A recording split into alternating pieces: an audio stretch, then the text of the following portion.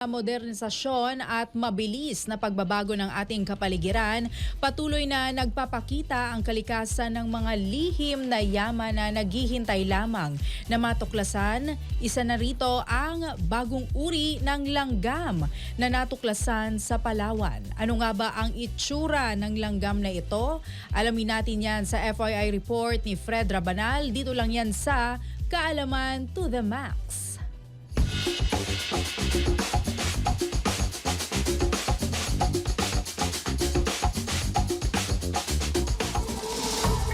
Isang pambihirang tuklas ang naiulat mula sa bayan ng Roxas matapos matagpuan ng isang bagong uri ng langgam na may scientific name na Bombycedris sabinschapeia SPN. Ayon sa pananaliksik ng National Museum of Natural History, inalathala sa Haltier's Insect Taxonomy Journal, ang panibagong species na ito ay itinuturing na mahalagang karagdagan sa biodiversity ng Palawan. Pinangalanan ng langgam bilang parangal kay Dr. Sabine Shope, isang kilalang wildlife conservationist mula sa Catala Foundation Inc. bilang pagkilala sa kanyang dedikasyon sa pangangalaga ng wildlife sa lalawigan. Natuklasan ng langgam sa barangay Dumaraw, Roxas at ayon sa ulat, isa itong nocturnal species, nangangahulugan na aktibo lamang tuwing gabi. Ilan sa mga kakaibang katangian ng Bombycedris sabinschapeia ay ang malapad na ulo, matingkad na yellowish-brown na kulay at presensya ng sete o maliliit na buhok sa ulo. Bagamat kahawig ng lokal na Bombycedris filipina, naiiba ang bagong tuklas sa mas maitim na kulay at mas magaspang na katawan, mas mahahabang kurbadong tinik at dilaw na kulay ng ilang bahagi ng paa. Ayon sa mga eksperto, kabilang ang nasabing species sa Australia's Species Group na nagbibigay liwanag sa pag-usbong ng mas maraming natatagong species sa bansa. Ang pagtuklas na ito ay hindi lamang mahalaga sa agham, kundi nagbibigay diin rin sa pangangailangan ng konserbasyon sa Palawan, isang lalawigan na kilala sa kanyang mayamang likas na yaman. Bilang nocturnal insect, ang langgam ay maaaring maglarawan ng mas komplikadong ekosistema na hindi pa lubusang napag-aaralan sa lugar. Ayon sa mga mananaliksik, ang pagtuklas ng Bombycedris sabinschapeia ay patunay na sa kabila ng modernisasyon, nananatiling may mga lihim na yaman ang ating kalikasan na naghihintay lamang na matuklasan. Ito rin ay paalala sa lahat ng kahalagahan ng pangangalaga sa diversity at wildlife conservation sa Pilipinas. Para sa FYI,